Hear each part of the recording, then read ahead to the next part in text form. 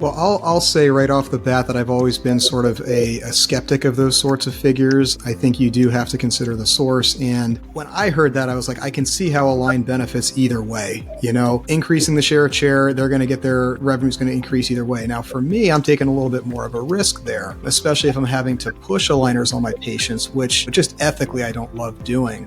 But, you know, let's put all that aside and just look at the logistics. And I think that from respected colleagues that I've spoken to, there are some who get into not necessarily just Invisalign, but digital processes. And once that takes over a certain threshold, you do start to see greater efficiencies from it. Now, I'll be the first one to admit I'm not quite there yet myself, but I understand the math and I can see how that would work. When you combine these digital efficiencies with things like remote monitoring, you can reduce your total chair time. We're always trying to get the number of visits per treatment down.